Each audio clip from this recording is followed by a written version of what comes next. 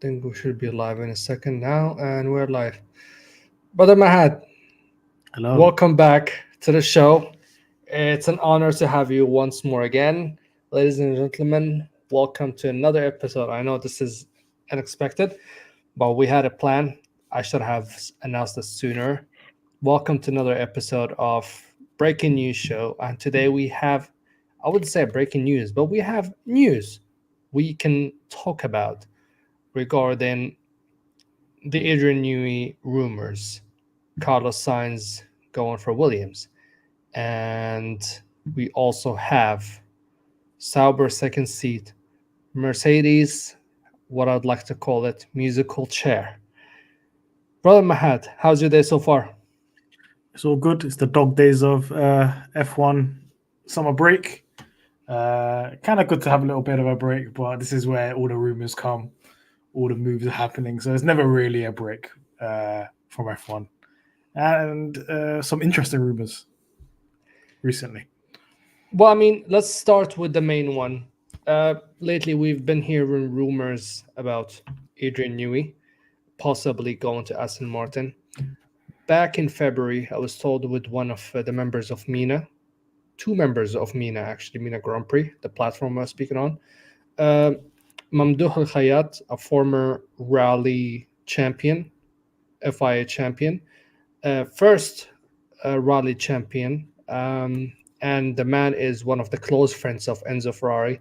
I would love to one day have him with us both, and we can hear all the funny stories about Enzo Ferrari and all those good old days, as they say. I've heard from him and another person who worked close with Aramco back in February that they want Adrian Newey and they want Max. I still think Max is impossible, but when I heard it back then, I was like, why would somebody leave Red Bull, a team that is stacked and the way it is, to just go to Aston Martin, you know? And looking at the news now, what do you think?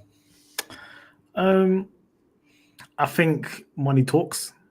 I think Lawrence Stroll's a very determined individual, and he's in a partnership with Aramco, and he's got Honda on board. He's taking this very seriously. I think in his personal life, in his personal business, he doesn't lose. That's what he said, and I think he's a bit fed up of Aston Martin not progressing and moving forward. So he's just tried to kick it into overdrive. Firstly, by a sign of intent by signing Honda and having that deal for 2026, and now uh, apparently skewering Adrian Newey as well. For me, I think from the Lawrence Stroll side, Aston Martin side, and everybody else that's involved, I think on their side, I think it's a no-brainer. You got to get him in. This is new regs. You can have Honda already. New and Honda already have a good relationship from the Red Bull days. You already know that stuff works, right? But from an Adrian Newey side, I don't see why he would do it unless it's monetary, unless it's just money. Yeah, And I never thought Newey would be okay. Let me just get that biggest bag. But if he's considering this is his final job in Formula One, you might as well get paid handsomely for it. They're probably going to give him all the control he wants in terms of hiring whatever designers he wants, having full autonomy over it. They're going to have uh, a wet car. So there's other racing programs within that. They've got road cars. You might be driving an Aston Martin that's designed by Adrian Newey one day. He might start designing all of their road cars. So it's something that kind of speaks to his design desires and the freedom and flexibility that he wants. But yeah, in terms of like a Formula One challenge, you would think Ferrari would be a better choice, yeah. but money talks. I mean, listen, we are in the game of cash, you know, and as they say, cash is king. And it's one of those sports where obviously there are drivers, athletes who do not prefer money over, you know, I wouldn't say legacy because Adrian Newey already cemented his legacy Yeah, with Williams, with McLaren, and then Red Bull. Without him, I know might sound a little bit disrespectful, but I think without him, Red Bull would never be the team with all these uh, titles and history that they have at the moment. They would be just, I wouldn't say it would not be possible, but there's no way, absolutely zero chance, this team would win 7 driver championships, possibly now 8 at the end of the season, and win 7 constructors championships, and who knows if they will win it this season or not. But the point I'm trying to make here, I don't think would be the case for Red Bull if it wasn't for Adrian Newey. When he joined Red Bull, leaving teams like Ferrari, leaving teams like leaving Ferrari, leaving McLaren, leaving Williams, despite their ups and downs in the days when he joined Red Bull, but still, like, it's Williams, you know. Everyone said it's a money move, you know, but then he just shut everyone up, built the cars, got them championships. Nobody could say anything. And now it's like similar scenario. He's leaving a team that he already built and is considered one of the top teams in F1, and is about to go to a team that is trying to build something. So is it going to be the same case if he goes? And who knows, maybe McLaren, I just mentioned before, like McLaren could pull a blinder, and Williams, who knows? But I don't think anyone would be able to compete with the type of cash. Aramco, no Lance Stroll, sorry, not Lawrence, Aramco will offer him. Yeah. But yeah, that's what I think. Yeah, if Aramco's involved and they want this over the line, Oh, they are. their name is on that car. Their branding is on that car, so that they want Aston Martin to succeed in Formula One, right? Because it's an overall objective for Aramco. And PIF owns a part of Aston Martin as well. Exactly. So if that's the case, I wouldn't particularly believe that's the best challenge for Adrian Newey.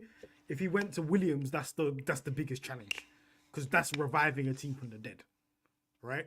A team that he was at, the team that he left under controversial circumstances when he wanted kind of part ownership there, and they didn't give him that. They may have given him that under this new offer. I don't know what James Vowles or whatever Dorilton Capital have offered. McLaren, I can understand why McLaren wouldn't move heaven and earth for Adrian Newey, because they already have a good car. They already have people within the organization that know how to deal with these rule sets. Obviously, having Adrian Newey is a bonus. Zach Brown and Adrian Newey are friends. Adrian Newey would have all the kind of access to GT cars, all the road cars that he would want to drive. He could design a McLaren car. He could do whatever he wants there. But the maybe the money side wouldn't be as much as Aramco. Yeah, and it's all about the willingness of the Bahrainis to put money into that. And they're probably thinking, why? We're already successful at this moment in time. Yeah. Aston Martin is a bit of a middle ground for him. It's like, okay, let's build this team that hasn't won anything in terms of championships and get them to over the line.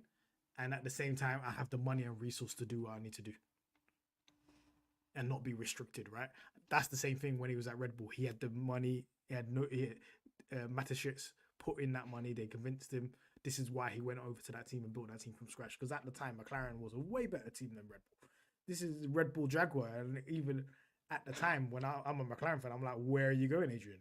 I know that you don't like the politics and stuff like that. And it's kind of weird that the reason why he left Red Bull and the reason why he left McLaren is quite similar. Politics. Yeah. As he the plain and simple. In-team politics, that brought about his departure. And to be fair to him, again, I understand that I know a lot of people that are like, why wouldn't he go to Ferrari? Like, bro, the challenge and everything. I think I don't want to really bring this up, but I think we all know one of the few reasons why he wouldn't go to Ferrari. First of all, going to Italy because of the whole controversy thing, if you remember. You just mentioned that at the start. And I think if he wants to work with Ferrari, maybe he wants to work not in Maranello. For obvious reasons why. Because of the whole Imola thing. Yeah. And nobody's saying it's his fault, but then again, like, there was a lot of things involved in the backgrounds. Like, not people know many, and I wouldn't honestly personally put it on the man, but hey, listen, like, at the end of the day, life is like that. You cannot judge or say who can go, who cannot. Like life just picks and choose randomly sometimes. You never know. And I understand why maybe he wouldn't want to work in Ferrari. Maybe the offer was, okay, guys, I can join you. I will work from the distance.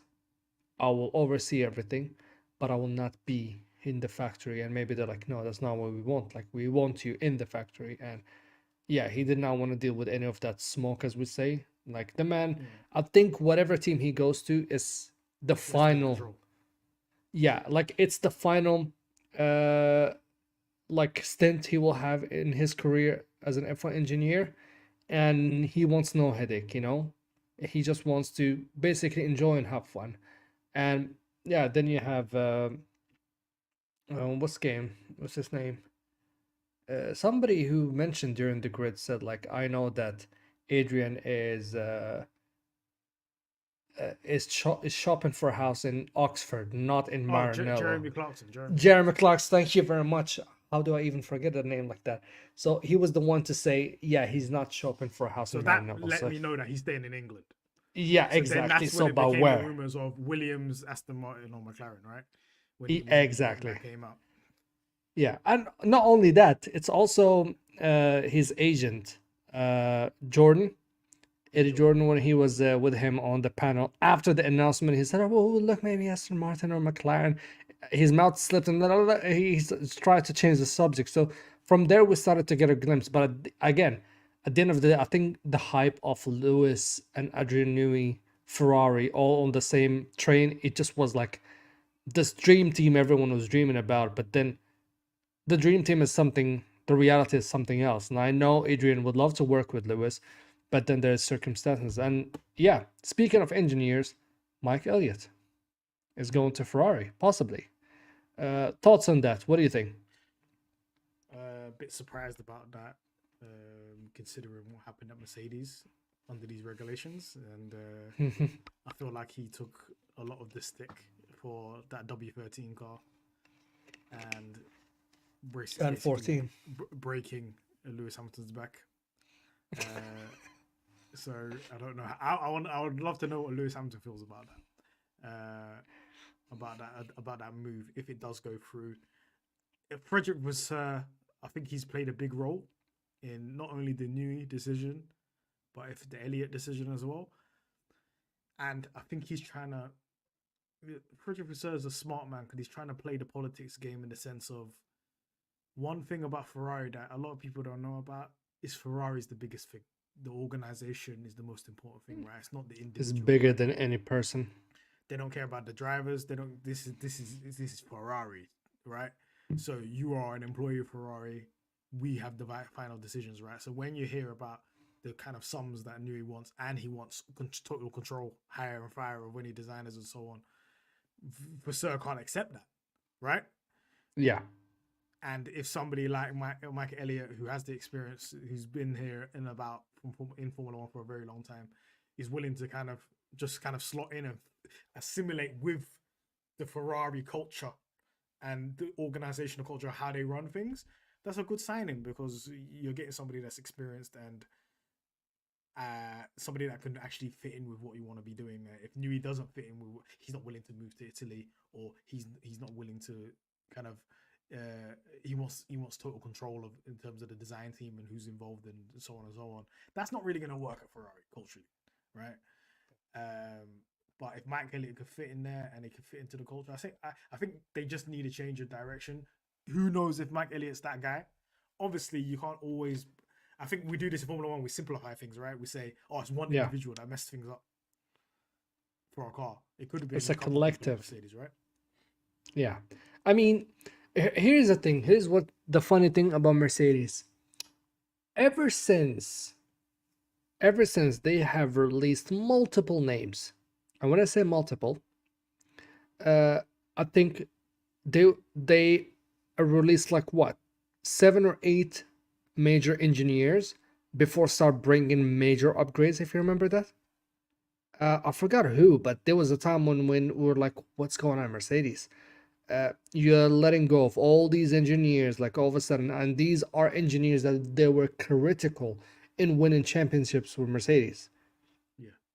And I'm not saying, oh yeah, them being out of the team is one of the reasons why Mercedes all of a sudden is performing well. And I think we all remember Toto said like, oh yeah, we're gonna be making major changes in this team. We should be looking, yeah, like as in personnels, because obviously if you're Toto and you own 30% of the AMG and your number one driver, your historic driver is leaving the team, many sponsors would depart with him. You're trying to bring some sort of performance to show these sponsors like, hey, we are still that team, you know. Yeah. And to be fair, Mercedes did turn it around, and what's better to do it is with Lewis taking 2 wins and George taking a win, even if it's 1 win by default, but then you have 2 wins that are certified Mercedes win. You cannot take that away from them, you know. And you see now that Ferrari, the thing about 2026 and why I know a lot of people gave the stick to Mike Elliott in the ground effect era, and I understand it's mostly there was sometimes I was like mad at Mike, especially when he showed up in 2023 with a zero side, but no, I mean not the like narrow inlets once more time, zero side buttons. Like, why are we doing this again? Like, you're wasting 2 seasons in experimenting. Other teams are trying to improve the car to win, and you're just experimenting. This is not the way in F1, and which led to his departure when he know that he's getting basically demoted from his position to bring James Allison back, which is something he did not like, and I get it. You get promoted to take a position, then all of a sudden you get demoted because they told you you're not that guy. James is that guy. You know, you would be like, you know what? I don't want any of this toxicity. I'm out. Mike Elliott, however, from the 2017 until 2021, he was one of the main people of building those dominant cars. Yeah. And nobody can take it away from him.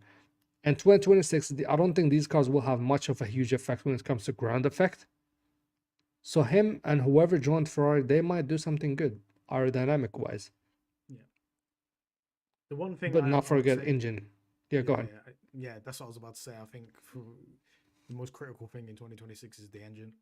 There wasn't an engine change from 2021 to 2022, so it's really about who has that advantage there, and we're gonna see. Let's say, for example, if Mercedes have an engine advantage, you're gonna see your Williams and your McLarens have a distinct advantage if they do have that engine over other teams, right? Yeah. It wasn't close in 2014. At that season there, if you had a Mercedes engine, you was eating well. So it's really about, I think Ferrari need to mainly focus on that engine. If Elliott can bring a concept that could work. I don't know who's going to be the head. I think they're going to bring in somebody. Who knows if it could be somebody from completely left field. It might not even be Elliott. But it has to be somebody that's going to take it in a different direction to what Cardelia has over the last 3 years. I think they just need a change. Clearly, they've understood ground effects from the beginning of the regulations, but they've kind of fell by the wayside every time they've tried to add downforce to the car, and it's kind of hampered them every single time. I mean, if you told me 5 years ago, F1 fans talking about tech stuff, or I'm talking about the technology of F1, aerodynamics of F1, yeah, it sounds a little bit, like I'm not gonna say delusion, but it's like it was hardly spoken about. Talking about, I mean, there were people mentioning a few engineers here and there, but the talks about engineer was never the biggest subject in F1. It's always like the drivers, it's always like the team principals, I don't want to say it's like the stars of the show, Engineers are also stars of F1, and without them, none of these people will be cooking with these cars or even have phenomenally fast cars. They would be riding on donkeys if they were left to, whoever, if you bring celebrities to do something for you. But ever since like this ground effect era, all you hear about is talks about engineer this, engineer that. 2022 started with Mercedes letting go of so many people out of their factories, and many of them filtered to Red Bull, some of them filtered to McLaren, some of them to, and vice versa. So, and 2024 again, same thing with Red Bull. Many people leaving Red Bull and going to other teams. Like, I mean, Zach Brown likes to drop, sauce and sass and be like, well, if you guys say there's no problem with that team, why do we have so many CVs from that team Yeah. about Red Bull? Like, why we have so many CVs from Red Bull on our table then every day? So Yep. there is that conversation, and seeing how things are changing in F1, and we're not just always focusing about, oh yeah, driver this, driver that, and now, oh yeah, engineer this. James It- Allison, Mike Elliott, Rob, sorry, yeah. Yeah, I was about to say, like, people look at Formula One, they think about the drivers and so on, but it's a competition between the drivers, but also it's an engineering competition, right? It's about who It's- designs the best car, and that's the pride. That's the constructors right there. There's two tournaments Yeah. going on at the same time. There's the drivers' championship, and there's the constructors. Who has built the best car? This is the engineering competition, and they take pride in that. And I think a lot of people forget about that. This is why people, obviously, the drivers at the start of the show. A lot of people are just fans of the drivers and so on. But this is high level competition between these guys, and these engineers want to beat each other. Yeah. I mean, it's like what Bryson said once.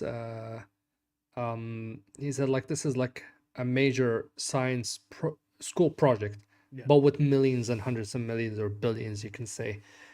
When you have a science project and you dump that much money into it, this is what you get: F1 into a racing series. But speaking of engineers, and as we were talking about engineers, I think the latest. Before we go to the main subject, I want to speak about Sauber, aka Audi. So this team got Mattia Binotto, and when we heard about Mattia Binotto, we thought he's going to be the new team principal. Turns out not the case. And yeah, Wheatley now looks like to be the next team principal. Yeah. So you look at so far, they have 3 known names in F1, big as well, and they have Nico Hulkenberg. Do you think they're gonna retrieve Bottas, or they're just gonna go for somebody else, someone bold? Like, I'm thinking, the whole rumors about maybe George Russell somehow potentially joining Audi is not far off, I would think, which is they gonna need- drop us to the next subject. But yeah, Yeah, and I think Audi's making some astute moves. I think they're quite late with these moves. I think they Yeah. brought in Seidel, they brought in James Key. It's not worked out. They should have just looked at McLaren for the last 2 years to know that was never going to work out. And they had Hoffman as well, who was already beefing with the Volkswagen board, and that was never ever going to work out. So they got rid of all of those guys. They brought in Bonotto. Bonotto knows how to run a program. No matter whatever you think about Bonotto as a team principal, Binotto. right? Bonotto knows how to build a car. Bonotto knows how to run an engine department. He was part of that. I remember him vividly as a kid being on the pit wall when Michael Schumacher was winning. 2002. Yeah. I remember him in the late 90s. He was there. He was part of that. So I don't want to hear what anybody has to say about Bonotto in terms of building cars. The guy was there. He's been there, done Yeah. that, right? So if he's better off in an overseeing role, I think that might be best for him, because the team principal thing, that's high pressure. You got to talk to the media, you got to have managed drivers, you got to do all of that. But this, if you could just oversee the technical side and have somebody do all the people work and manage the team and motivate them and get the pit stops right, get the strategy right, and so on, he's hired the best man for the job in Formula One, in Jonathan Wheatley. Jonathan Wheatley is a star. He's a star in Formula One. People don't know about this. I think this guy could get criminals out of jail. He could be a lawyer. This guy when they say, is so serious when what? it comes to FIA and negotiating. When they say he's not the hero we wanted, but the hero we need about Yeah. Batman, he's like the Dark Knight Batman. Like, he doesn't have to work in front of the media and everything. He's always in the shadows. He's doing his thing. And the first sense of leadership of Jonathan Wheatley I sensed when I was like, holy, this guy like he has this team on the palm of his hand. When the whole investigation was going, I know it's boring. Sorry for everyone listening, every show almost will bring this, but it's just part of The Horner what I'm about to investigation. say. Yeah, so when the Horner investigation was happening and the testing was happening in Bahrain and Horner was not in Bahrain, there was this picture, I think Albert Fabrega posted it, of Jonathan Wheatley with he had like a meeting with the team and Adrian was there. Every big major figure, even Helmut was there. They were all sitting there locked in listening to this man talking. And if I can find that picture again, and I'm like, holy, this man is the one to be, as you said, like out of the jail card, it's that man. Yeah. So that meeting, it looked so serious to the opponents. Like I've known how much of an effect he has in Red Bull, but that's the first time like I felt it by looking into something, like looking into a picture. And if I can find it, I will share it here. But yeah, I think I agree with you. They signed the right man for running a team. The big question is, do you have a power unit? Yes or no? Um, I think Audi and hybrid go together. I I think mean, yeah. honestly, I think they've got that technology sussed. We haven't heard much of the engine side too much. Yeah, I think that's they've got so that under wraps. quiet. These guys, when it comes to engines and motorsport, they know what they're doing. So I'm not really too fussed about that. I think with the engine and with Bonotto there, letting them know what's required for a Formula One engine. This is a very different engine as well. We're talking about much more electrification as well. If they have that knowledge and information about electrification over other teams that haven't really dealt with that, this is why Mercedes has the advantage, because they're using knowledge from their road cars on the Formula Yeah. One car. The same with Audi as well. So Audi are not going to go into it blind and not know anything. Jonathan Wheatley is there. Jonathan Wheatley was the number one candidate to take Christian Horner's job if Christian Horner had to resign, right? He knows how to run a Yeah. Formula One team. So you got the guy that's going to whip those guys into shape in terms of pit stops, organization. You've got Bonotto overseeing the technical side of things as well, and the overall remit of the team of Sauber, Audi. I think their engine is fine, but I just think they're delayed. They're on a delayed path right now. Not everything's going to be ready in 2026. Too late. We're in the middle of Yeah. 2024. They can't get everything ready right now. Even if they get the engine ready, they're not going to have the aero ready. They're not going to be prepared, I think, at this moment in time, right? But when we're talking about maybe 2027, 2028, they could be there or thereabouts. We never know. But what I expect them to do right now is they've signed Hulkenberg. That's a good signing. That's a steady driver. He's there, right?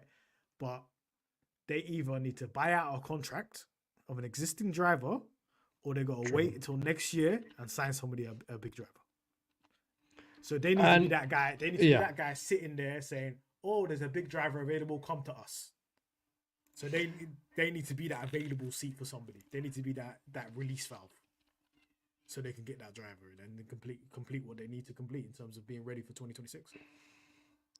So this is what brings me. So who you think, in your like wild guess, who do you think could be there to actually?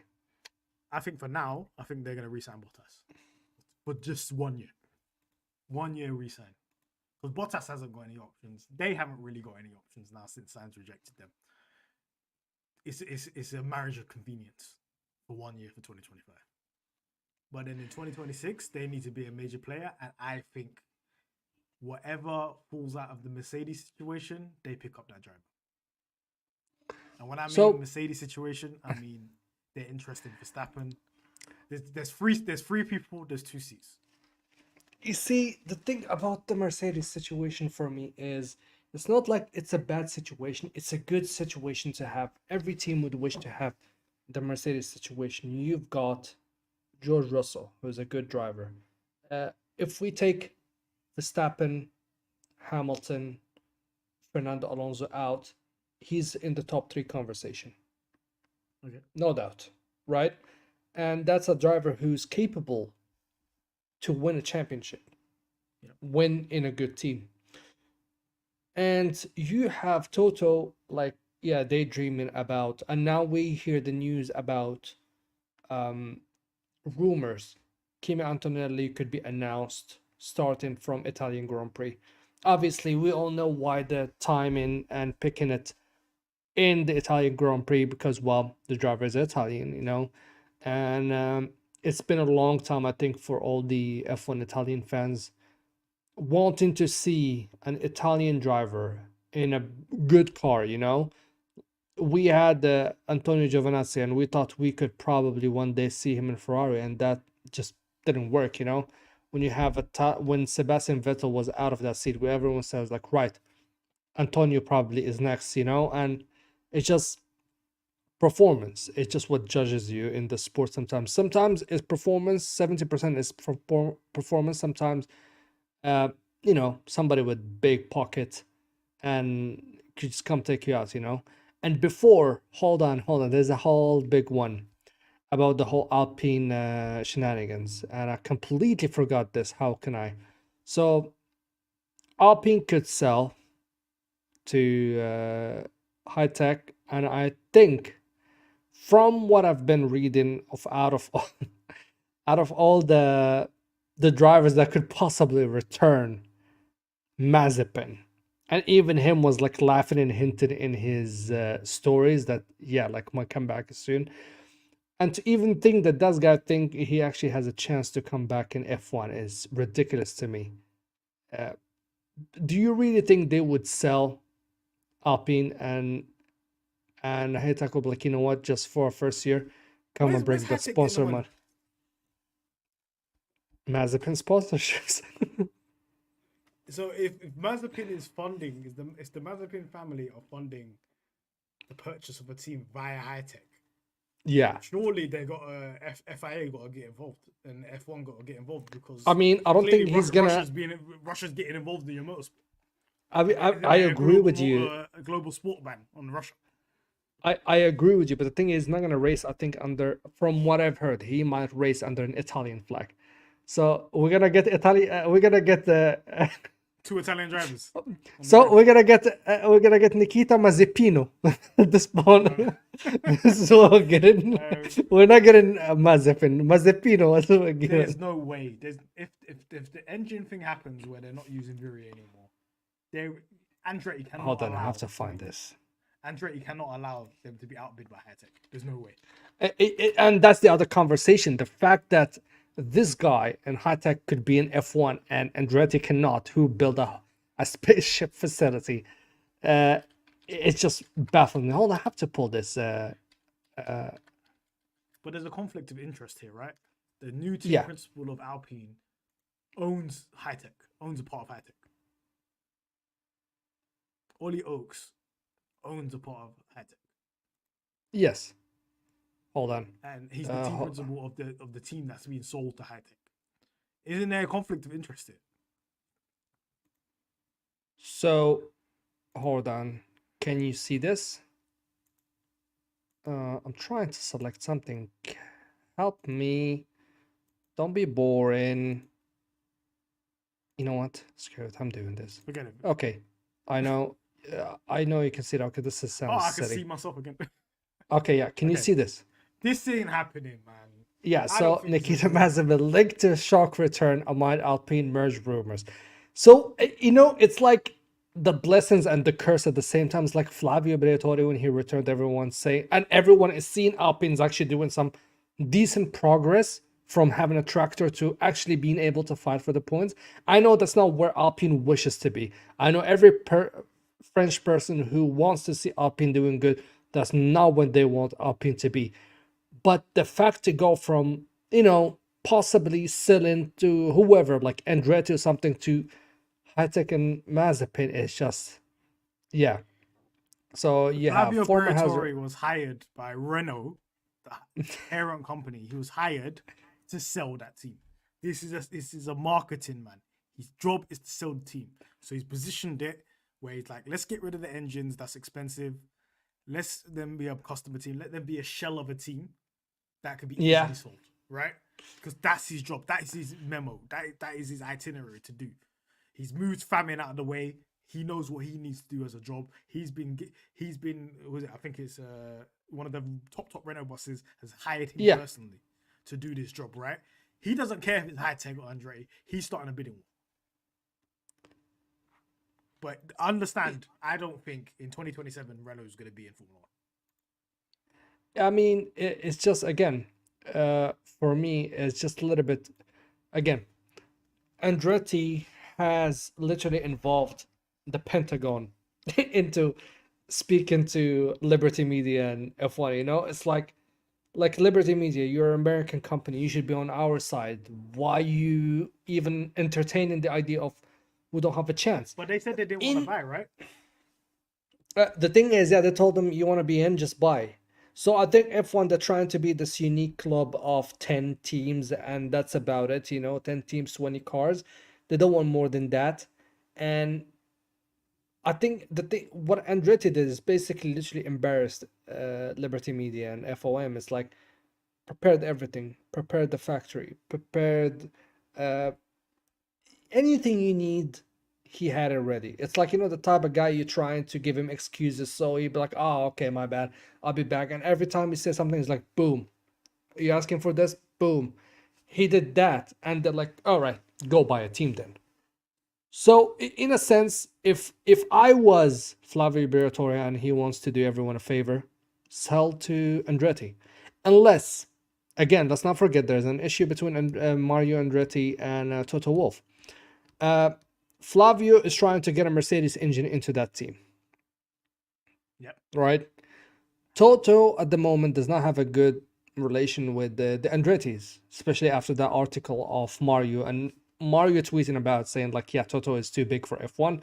It should be said and blah blah blah. Like this guy like literally is moving the needle inside F1. You know, uh, it's just like when you think about it, when that whole Aramco incident happened in 2022 in Jeddah, who was the first team principal to come out and speak to the media? It's him. It wasn't anybody else. It's like he was the face of the gun to go out and talk. So in a sense, I get Mario, and I understand Flavio is would be more keen towards the side of Toto than being on the side of Andretti.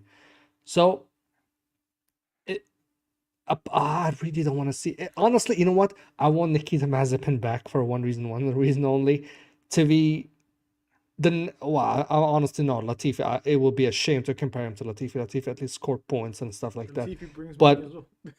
yeah, he brings money, but he was getting some results. And I would love just to see him steering the boat, you know, be the safety car and the yellow flags of F1. We need that. We don't have that at the moment. We thought K-Mag would be that guy. We thought Logan Sargent would be, but they've been clean so far. You know my So personal opinion, I think it's an yeah, absolute disgrace that they're putting a Mercedes. that's the truth. I think it's a disgrace. The whole purpose of Formula One, the whole reason they're saying Andretti can't come in, is you need your own engine. We only want manufacturers. That you've got a team within the Formula One that's part of the franchise saying, I don't even want to do this engine thing. It costs too much. It's 70 million a year. I can't do this anymore. It's like basically FOM and that's on Andretti. Sorry, they're telling the US market, yeah, we love you. Yeah, come join Fosi or Tifosi. Come join Team LH. Come, you know, be Papaya, be Red Bull, blah blah. But no. We don't want you as a team or participating in this organization. You know, it's okay. Bring a paid driver or something. I'm not calling Logan Sargent a paid driver before somebody says that I'm calling him that. He's not. I feel like Logan Sargent was done bad by being rushed into that Williams seat. It was a marketing move. It didn't go well.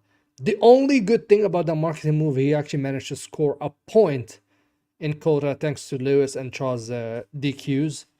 And yeah, I think that's the highlight of Williams with Logan. He had a good race, and yeah, the rewards came to him in that race. But other than that, I just still think Mazepin having more chance to be in F1 more than Andretti as a team is, as you mentioned, is a disgrace, and it's a sham on the sport itself, like to even entertain the idea of such a thing. now that we spoke about them and everything, let's talk about Mr. George Russell. For me, he's the man of the moment. We had a George Russell, and last time you and me, we had a George Russell and Lando Norris and everything. Yeah. So Lando is certified number one kid of the block of McLaren. Obviously, I'm not saying like Oscar Piastri is the second driver. He's not. He's trying to prove himself, obviously, and I'm sure if we all know McLaren is not a team that believes in number one, number two. Literally, they signed the two-time world champion. They brought a rookie, and then when they saw the rookie able to hold it together, like, you know what? We're gonna help the rookie as well to be competing for the championship. You know, that's McLaren. We're talking about 2007, Lewis Hamilton. You know, but they didn't spoon fed Lewis Hamilton to be over Fernando as some people entertaining. I understand Fernando Alonso fans and a lot of Spanish media. That's what they were trying to say. But now we see the same thing with McLaren, like even like Hungary. Lando is more closer in the championship to fight with Max than any other driver is. So why you are giving priority to Oscar? You know, they're just trying to make a point that we don't have number one, number two. There's priorities. You do good, we're gonna have everything for you. You do bad, then it's all, yeah. It doesn't matter who. I think one thing I'll tell you right now is Zach Brown's very ruthless. I think people don't comprehend it because everybody thinks everything's happy and smiley at McLaren. If, for example, you just said right now, if they both don't perform for a long period of time, they'll both be fired. Done. Lando, Oscar, Look at they don't Daniel care. Ricciardo. They'll get rid of you. Look at Daniel Ricciardo, They sacked Daniel Ricciardo 18 months. He was signed as the number one driver in the number team. one driver. Zach was saying, look, this is the number one driver now.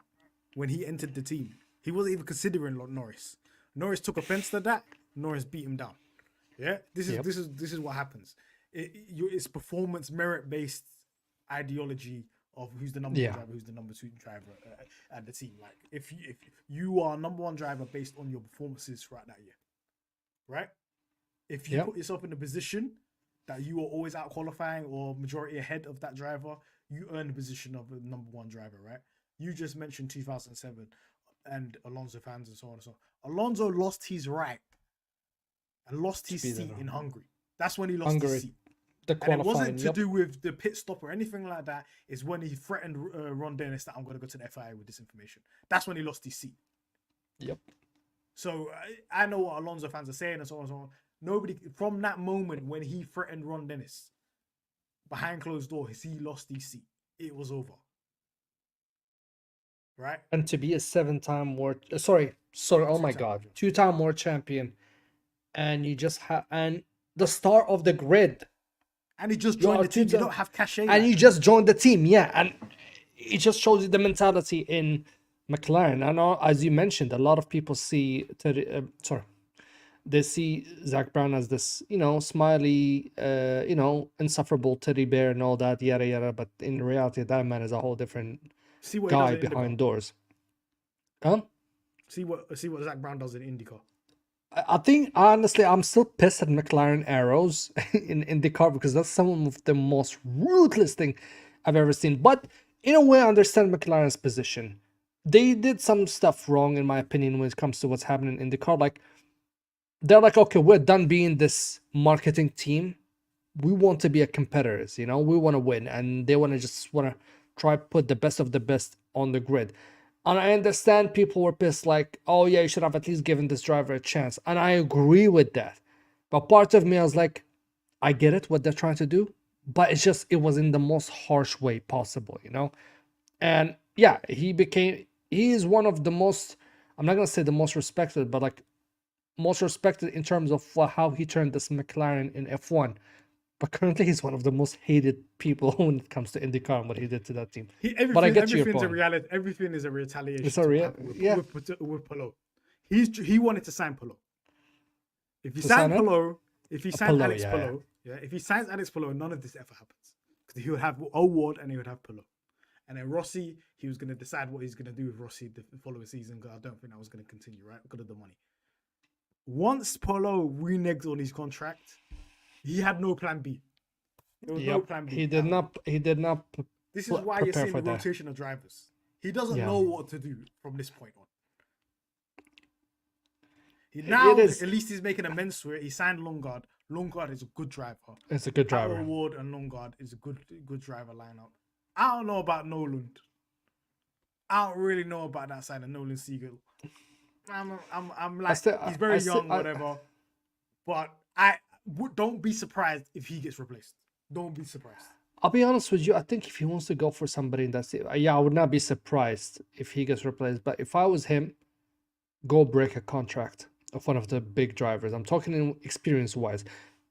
Award, yeah, exactly. Go for something big. Like go big, literally. Award is a good driver. That guy could win a championship.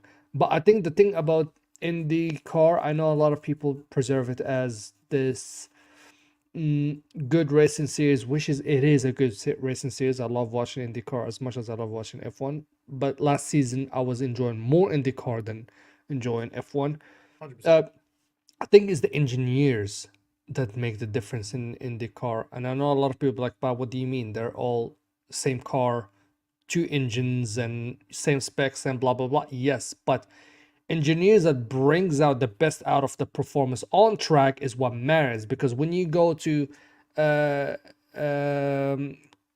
god, my brain is fried. I forgot the name. I'm starting to forget names right now. Different types of tracks. If you need this right setup, you need the right engine. So yeah, there's 2 teams. My brain is literally fried. Oh my god. Penske. I'm not gonna. So you have Penske and you have Chip Ganassi. Chip Ganassi. Thank you very much. Oh my god. Wake up. So you have Chip Ganassi and Penske. When you go to their paddock, you go to their garages and you watch the engineers and the big number of staff they have, and you go, for example, to McLaren and you see others, you know the difference. Some teams have literally garage spot the same size of my room, and you be like, what? No, I'm not joking. Like, and they have just a couple of engineers right? from, yeah, exactly, you know. And then you go to Chip Ganassi, they have a flipping, I don't know, you can host a concert in the size of their garage, you know. And Chip Ganassi is the same thing. And they've been the ones who've been winning the championship and trading the championships with each other. Why? Because of engineers. I think McLaren, they're trying to jump into that, but in order to convince somebody in India to come to your team, you have to show them that you have a good driver lineup. Nobody wants to deal with any yuppie and headache. But speaking about good driver lineups, yeah, back to the Antonelli. Rumor says he might be announced into Monza. Good PR move, if you ask me. And Italians obviously will perceive that well. As I said, we haven't seen a driver, Italian driver in a top team. And Kimi Antonelli has, I know Prema has been literally dog in so many races in F2. Did not help Ode Berman or Kimi Antonelli to show exactly what they can do, but those two, they had performances here and there where they show what they can do, not literally the performance of the car. So him being in Mercedes is gonna be a good thing to attract towards the crowd, Italian crowd. Everyone was saying, like, I think, and this is just my personal opinion, I know a lot of people saying, oh yeah, we're gonna see more Tifosi red caps than ever before. Yes, true, with Lewis Hamilton joining, yeah.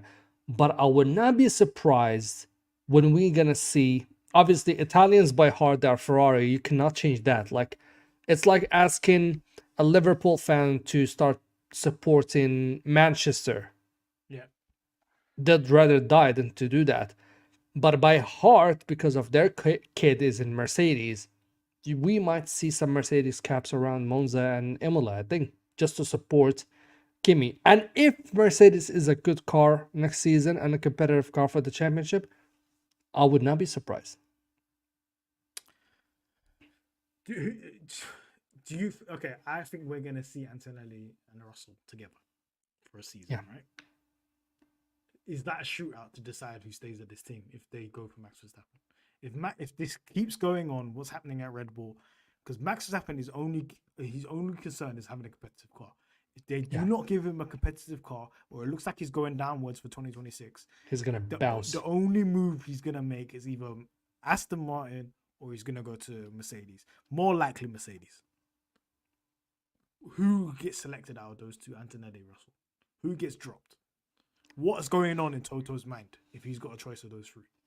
So you see, when we said like Toto, he has a headache, but it's not a bad headache; it's a good headache because I'm not gonna say Max Verstappen currently is in the palm of his, in the grasp of his hand. Like he can be like, I can tell him yes, I can tell him no now.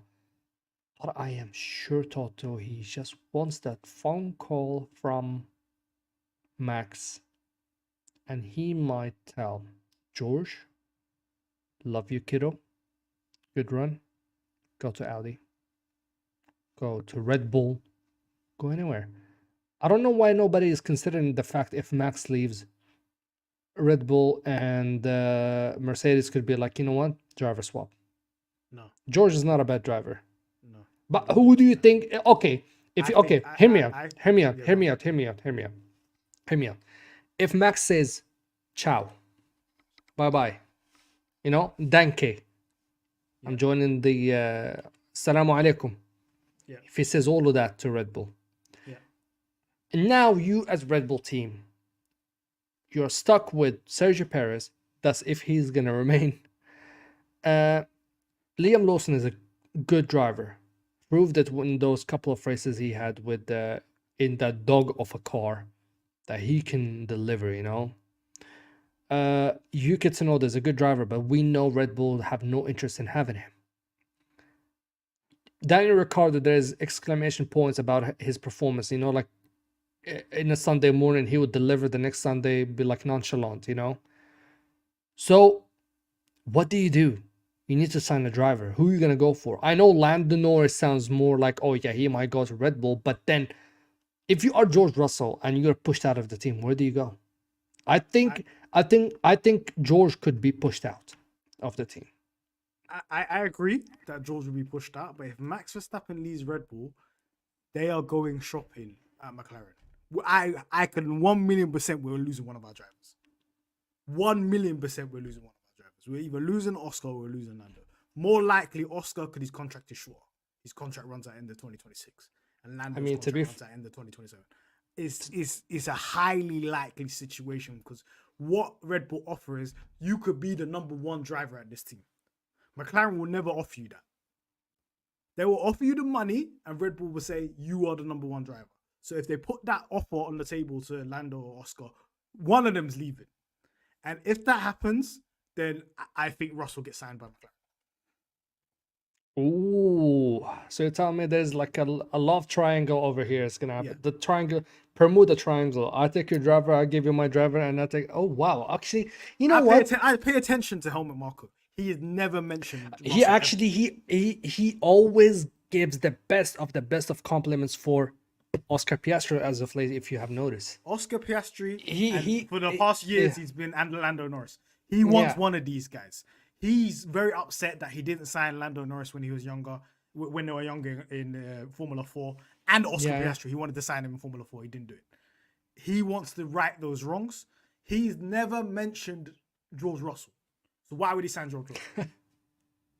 I mean, to be fair, yeah, if you want to replace a British driver, it would be nothing better than replacing it with another British driver, or have two British drivers at a British team. And then we can come back to our old podcast about Lando Norris versus George Russell, might the be in the battle same of team. Brits. If they become, take oh him. my god, you know what? I would love to have those two in the same team, and we can end this debate once and for all. If Oscar Orlando left and Russell was available, that's my first choice. I'll say, Zach Brown, get on the phone right now. You need to sign Russell right now. But it's it's kind that's of my biggest fear. Everybody talks about Max Verstappen. As a McLaren fan, my biggest fear right now is that if Max Verstappen leaves Red Bull, we're fucked. Not to swear, we are finished. We're it's losing okay. one of You our can drivers. swear. I don't mind. It has serious implications. Everybody thinks McLaren is the safest seat driver pairing right now. If that move happens, we're in danger. I think I know Lewis started the first domino of or the first musical chair move in driver market, but I think the second driver that could top the the news bomb when it comes to driver move, it would be Max Verstappen news moving out of Red Bull. I don't think anybody can top Lewis Hamilton moving out of Mercedes, and the timing of it, it's like the season haven't even started yet, and boom, bro said, "Hold my shirt. I'm doing my shirtless run curse." Whenever Lewis Hamilton do a selfie without his shirt, somebody gets sacked or a driver moves from his seat. Bro, And think about this. yeah, Think about it. Think about Max Verstappen, the man that got away from Toto Wolff, and Antonelli, the man that was supposed to be the new Max Verstappen. This is what he wants. I think he wants to sharpen Antonelli to become the next knife of F1. I think that's what he wants. And he wants to right the wrongs of not signing Max Verstappen. He quite literally had the option to sign Max Verstappen. Red Bull came And after, he didn't. and he didn't do it, Yeah. and that he regrets that. Yeah. And then he had a second opportunity in 2017. He did not do it. When Rosberg retired, he had another Yeah. opportunity, and he didn't do it. Oh my god, the team up of Max Verstappen and Lewis Hamilton. Oh my god, that what could have been. I don't think it would I have think that lasted. yeah, I think that would be the next If he joined in Senna, 2017, by yeah, 2019 he's gone. One of them that, guys. is yeah, gone. yeah. I think that would be the next Senna and Prost. One of them is gonna bounce out of that team. No, there's no way they would stay together. But I mean, when I look at it, I kind of feel sort of. I'm not gonna say sympathy, but like, listen, Joe Russell, been talking the big talk, right? And been trying to show he's the number one driver. And I think you and me spoke and everything, and you have said something in the podcast. This was before the Belgian Grand Prix. He said like he likes to be the big shot and call the shots and everything. He did exactly what that in happened? Belgium. And this is good takes. I knew mean, it I'll was have to gonna give happen. it. I mean, I'll give it to you because when I think about it, and I'm like, he's not a he's not a bad driver. That's the thing. He's a good driver. Yeah, he does irritate me here and there with some stuff he does and everything. I know he is deep down inside his head. He's a Lewis Hamilton fan. He is already. We know, like the first driver to even come out yapping on social media after 2021. It was him. He like not the race didn't even finish. He was yapping on social media, and I knew coming into this team, he wants to be like, oh, as a fan of him, I want to prove that I'm the best and everything. But then the mental uh, direction what he was going at, it just sounded a little bit like there's a little bit of frustration in it. He proved many times that he can hold his own when he's calm, cool, collected, cool as a cucumber. But again, it's just now. I think George has half a season left and an extra season next season to actually prove that, hey, Toto, in no Max Verstappen or Kimi Antonelli is moving me out of this team. Bring whoever you want, I will cook. You know? Do you think he's If proved himself since he's uh, been see, this is the thing. Proving yourself as a good driver because Lewis decided to be non-caring in many of the moments does not prove you're good. It proves you're a good driver, but does not prove that you are the next leader. You know, because if you hear his comment at the start of the season when he said, well, yeah, well, the car is this way and we designed it exactly as Sir Lewis Hamilton wanted, it's like that's you taking a dig at your teammate, that's you actually throwing a jab at your teammate. That's you being the most PR'd trained driver trying to tell. That's another translation of please, please, sponsors. It's not our fault. It's Lewis's fault. Please, please. That's a translation for me for that. Like it's not like we designed the car exactly as Sir Lewis Hamilton wanted. You're taking that dig at him because you knew he was leaving, and there were multiple sponsors ready to bounce out of the team, and you pulled the PR card. That's not yeah, that's exactly kind of sacrifice you would make for your team, but that does not mean you're next leader. Then I think do you want to hear a theory? Do you want to hear a theory? Go ahead. I don't think Toto Wolff's plan was to have George Russell and Lewis Hamilton in the same team. I think this is a plan that messed up. And let me tell you what happened, right? He signs George Russell in 2021, right? The events that transpired in 2021. He knew when he signed George Russell, we have this rocket ship engine. If we turn this up, we can turn this around. We can beat Red Bull. We can beat Max Verstappen, right? Lewis can win this title. You saw in the last 4 races what happened when they turned up that engine. You saw what Bottas was doing in Monza. He went from like last to third in To the race and third. won the sprint race, Flipping won hell. the quality race. That's how you know that engine was serious. It was a very, very, very Yep. serious engine, and Red Bull started panicking because they couldn't compete with that, right? They knew they had nothing to turn up their engine for that level. Toto Wolff thought he had Lewis's title in the back, right? So this is why he signed George Russell, because he's thinking, oh, if he gets 8, he's going to retire. They're never going to be teammates. George Russell can lead the team, right? Then he's got Yeah. both of these drivers for 3 years. That was not in the plans. That was not in the plans whatsoever. His plan was Lewis Hamilton, please retire after Win 8. the 8 and retire, basically. And George Russell, we're going to give you a nice little run here. You can do what you need to do. Prove to us what you're about. And then if it is true, then we'll keep you. If it's not, then we'll go sign Max Verstappen, a proven entity. I think that's actually a good theory, you know. And when I'm thinking about it, because the news about 2021, many people said like, yeah, Lewis was about to bounce once he gets his 8. You know, he wanted to do, you know, the Khabib Nurmagomedov exit, won, stayed undefeated, and said, "Ciao," you know, I'm out. And so many Zidane exit 2006. He wanted to do something similar to that. And I'm not saying like that's what Lewis thought. He loves the sport still, but I think Lewis all what he wanted is the 8 and bounce. And as you mentioned, everything that involved, yeah, maybe brought them together. If your theory is right, then holy, I think Toto could throw George Russell under the bus. But the thing is, it's gonna be, let's say if George does well and Kimi does not turn up. Because even Kimi himself said, I'm not gonna say oh he was scared, but he has the right, you know, to think like that. I have never seen a driver since Max Verstappen being jumped multiple classes quickly the way how Kimi did.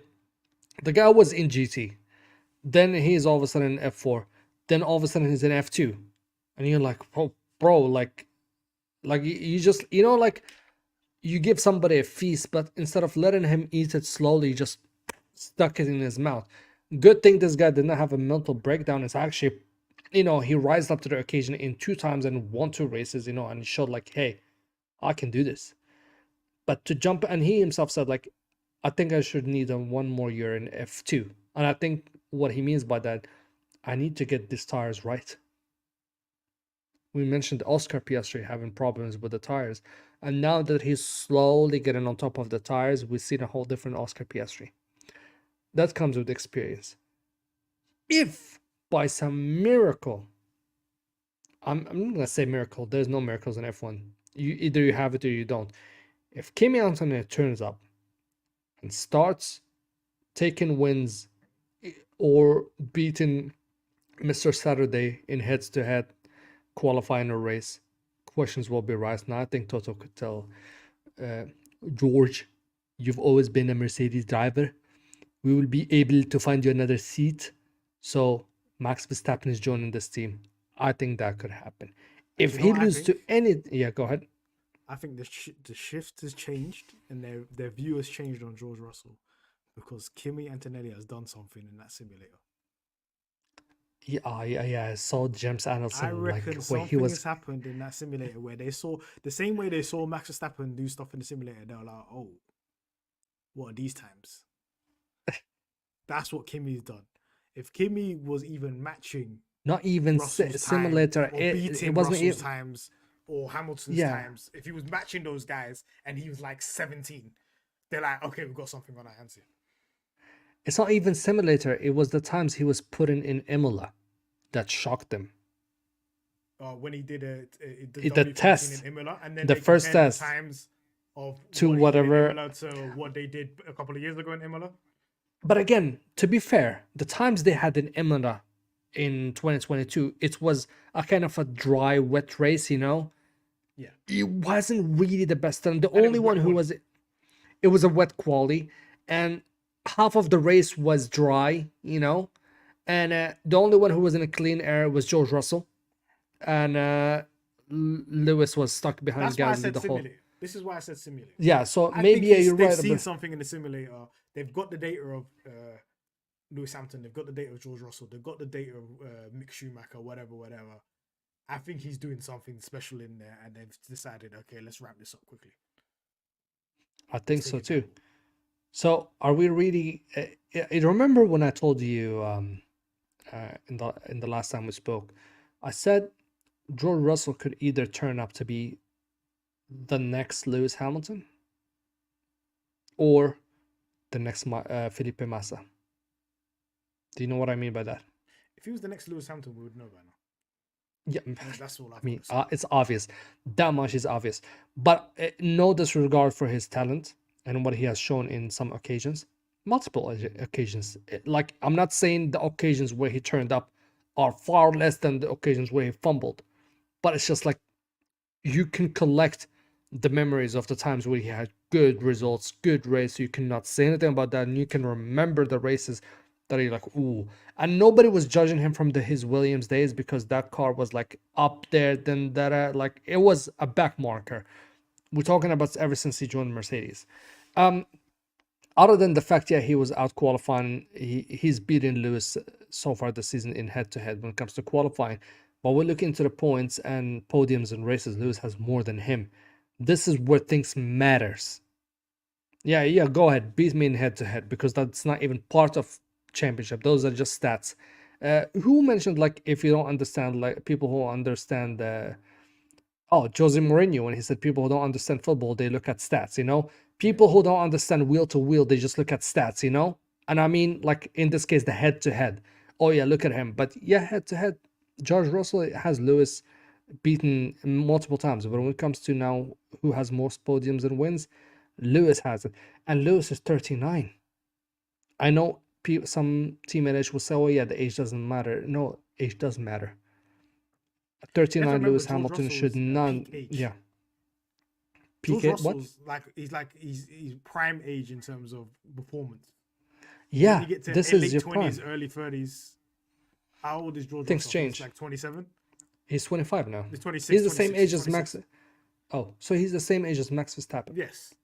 And if Toto Wolff is on the mindset of, okay, I need to win now and I need somebody special to take me over that line, if he believes Max Verstappen is a better driver than Russell, then he's got to do it, right? Yep. This is what the I aim of the think. game is. At the end of the day, like, I tell you, people think there's like sentiment here or anything like that. These teams just want the best drivers, right?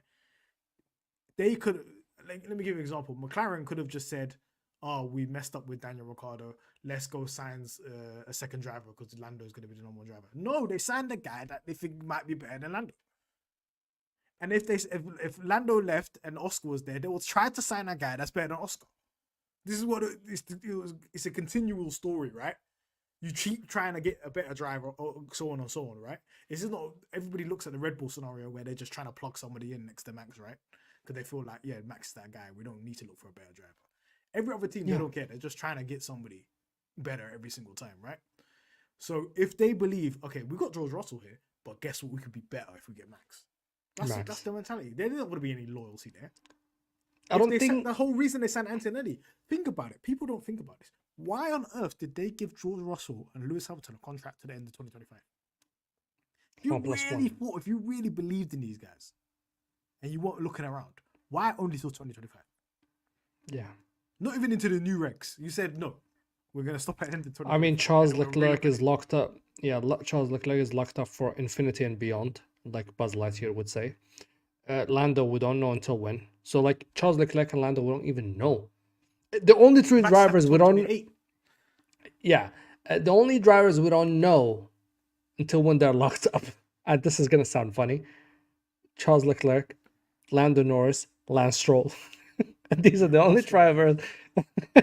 These are the only drivers we don't know until when is the extension of their contract. Leave the Lance Stroll joke aside, but that tells you a lot how much Ferrari trusts Charles and how much McLaren trusts with Lando and how much they want him. They don't want him to go anywhere because anybody who wants to negotiate with Charles and Lando, I think they're in for a rude awakening. And when I say that, is like, oh yeah, you want to sign him? Sure. He's Do you locked up remember what until Toto said? 2030. Do you remember what About Toto what? said? Toto was Yeah. very upset when Hamilton announced that he was going to Ferrari because he was like, I can't believe this because Leclerc and Norris have just signed a new contract. If I knew this before, I could He would have gone involved for in that one of them. conversation. But he got screwed over by the announcement time. Because it quite literally Yeah. happened the week before. Yeah, yeah. Imagine we could have had a swap of Charles Leclerc going to Mercedes and Lewis going to Ferrari. And I he mean, said, I he don't said think the timing Ferrari is would bad let go because- of Charles, by the way. No. Of course not. But what I'm saying is he said the timing is bad because I wasn't able to negotiate with Norris or Leclerc. But I knew that Hamilton was leaving. So this is where it brings me back to what I was saying earlier. Is like I've mentioned before that George could be the next Lewis or the next F1 champion, or could be the next Felipe Massa. Why I'm saying that, because Felipe Massa, a lot of people saw a lot of potential in the guy, and everyone was like, oh yeah, the experience of Michael Schumacher as his teammate, blah blah blah, this and that. And with Michael leaving, he's set to be the next number one. He had a good season. No, 27, he got dunked by Kimi Räikkönen. And Kimi Räikkönen decided to be basically nonchalant, and in 2008, the team Ferrari poured everything in making him a champion. He had good drives. Again, this is what I'm saying, like the George Russell traits over here. He had good drives, and then there were drives that where Felipe Massa should have not dropped the points, should have not dropped the races and fumbled, basically, if we would say, which led to Lewis Hamilton winning the championship. Lewis was just consistent. He had some of, but that was Lewis's second season as well. We should not forget that why it was close. If that was like Lewis's fourth season or something, Felipe Massa would have not been anywhere near competed with Lewis. So George is walking through that path. Before I was saying, oh yeah, he's still behind. Now I feel like George is there. If Kimi Antonelli are about to get a seat, like anyone would say, Mercedes would be like, Kimi Antonelli, we're gonna fight tooth and nail to get that second seat for you in Williams. Nobody's taking that for you. Stay there, get your experience. By the time you're 20 or 19, we're gonna bring you in Mercedes. We want Max Verstappen and George Russell. But you are signing Kimi Antonelli and you still want Max Verstappen. That puts George Russell in a very bad spot. What does that? What message are they sending to George Russell with these kind of moves? That they don't believe this is the guy that can take Mercedes over the line. Are they observing what's going on with Hamilton and Russell? They saw the bad performances last year with Russell against Hamilton, and they've seen now that this is the first kind of glimpse that we've seen where Mercedes are a front runner car, and they've been in these situations. Yeah. We saw Silverstone. Yes, George put it on the engine. But the second that happened, before the engine, when it started raining, who went ahead? Yeah. Lewis. When the car was on pace in Spa, who was ahead? Lewis. Canada. I think people just sweep that under the brush, but under the rug. But he got done. He was getting done over by Norris in that race, and he almost got done. And almost got done over by Lewis Hamilton, who started P8, I think, or P7 or something like that when he was starting on pole. Hamilton was there. That was the race equalizer. That's one of the only races where people don't understand. Mercedes was one of the fastest cars that weekend. They were fast. If Lewis was on pole, I think he would have won that Canadian Grand Prix. That was a poor quality session by Lewis. He knows himself. That's why he was so angry. Because he's like, if I started towards the front, I would have won that race in that scenario. But is Mercedes looking at that thinking, oh, a driver like Hamilton, if he was in those situations, he wins us the race.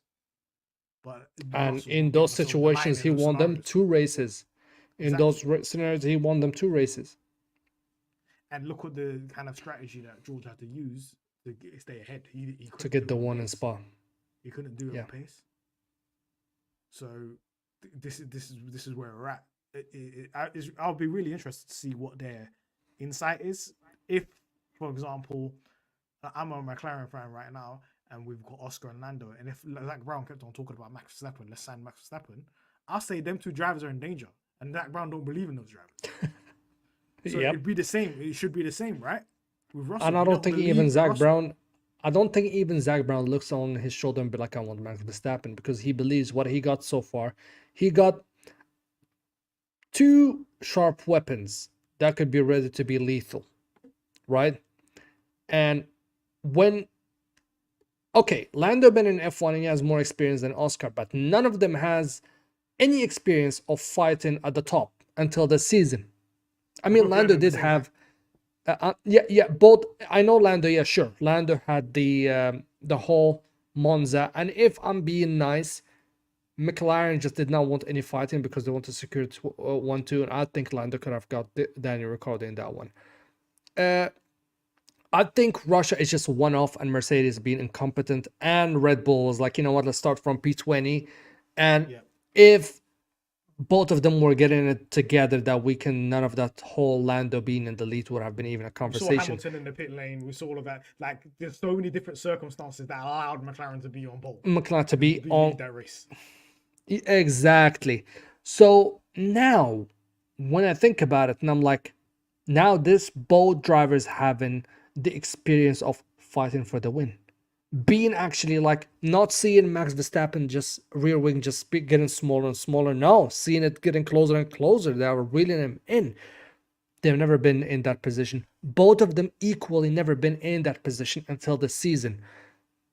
And I know Zach Brown will not think for 1 minute to let go of those two drivers unless they drop some major stinker for an entire season. Then Zach will be like, Max, what do you think? We have the car, we have everything. That's when he goes driver shopping. Yeah. Now I don't think he even thinks about it once. Mercedes have a solid number one driver, and okay, oh god, this is gonna sound very bad if I say it. Antonelli's a good No, sorry. right? No, sorry. I'm talking about the present. This is gonna present. sound so bad if I say it. Say it. Guys, please. Okay. They have a solid number one driver and a solid wannabe number one driver. And I'm not saying it in a bad way. Like, he wants to be number one driver and he's doing, as you said, like all these tricks, yeah, strategy, blah, blah, blah. But I don't think any team wants that. Teams have engineers, they have strategists, they have driver's feedback, all for a reason for you to get in the car, drive. We're going to give you everything you need. Show me on track. Don't call strategies or any of that stuff from me. The only time where driver calling strategy could sound right, let's say, for example, if Lewis did not tell Mercedes, nope, still dry, we're not pitting, that would have cost Mercedes the win, by the way. When they told him, I think we should box for inters, you know, when it was like kind of wet, kind of dry, and he was like, nope, because that's a guy who's been in this sport 18 years and he knows what he's dealing with, you know, and he knows what a car can handle, what cannot handle. So that's when the driver feedback important. You would never hear Lewis saying, oh yeah, we have to pit right now. Oh yeah. Even in Hungary, he could have won the race, but team said, yeah, let's stay out. And he's like, okay. And a lot of people will give the sticks to Lewis and be like, oh yeah, he should be knowing this and no. No, Lewis does not want to deal with that. He wants to get in the car and drive. Yeah. You are the one who sees the telemetry, you're the one who sees everything, weather radar, all of that. I am here to deliver the results that you want.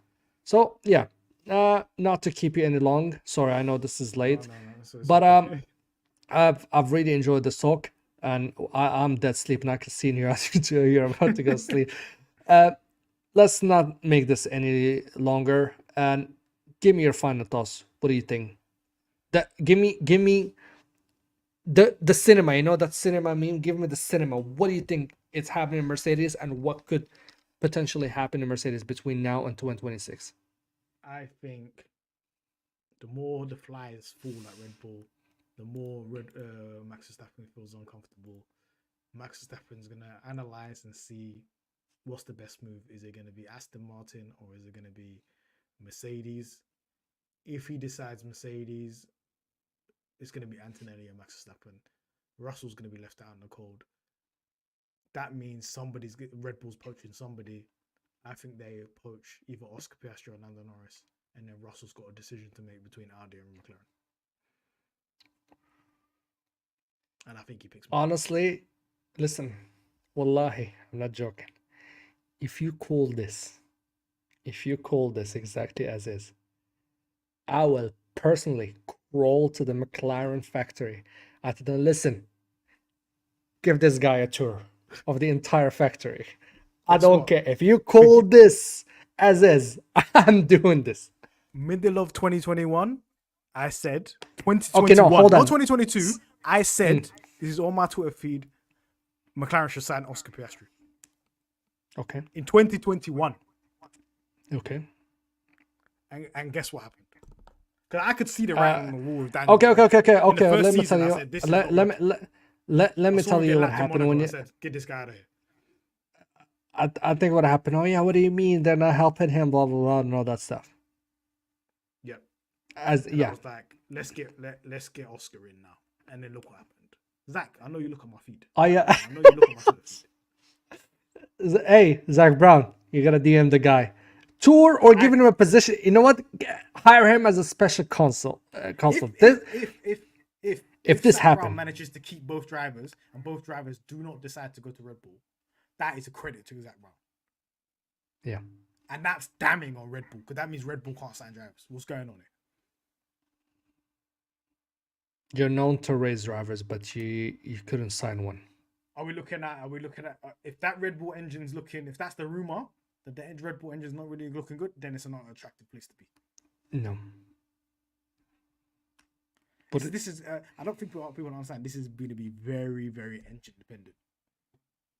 We've seen Sainz's decision just now. Sainz is basically said to the world, Mercedes engine. That's what he's basically said. Yeah, I think this time taking this long, Carlos Sainz taking this very long, because okay, being at Audi needs you more than you need Audi, okay, and I think the same thing for Williams. But given the status of Williams and how long they've been in the sport, their influence in decision making could be different than Audi. Audi now, they just want people in the team, you know, out of desperation. I'm not saying it in a bad way. Marketing wise, Audi will be more ludicrous than Williams because, oh yeah, you're gonna be doing the whole Audi promotions, Audi cars, yada yada, blah blah blah blah blah blah. But then from being, oh, you might go to Red Bull because of whole Paris situation, and to go to Audi, you know, being in a top brand car, not F1 team brand, to Williams. I think I agree with you with what you mentioned about it speaks a lot about the Mercedes engine. You wouldn't go there unless you know that Williams could turn up with a good Mercedes engine because of Mercedes built it, obviously. Yeah. And you know that something could be coming out of it. I agree with you.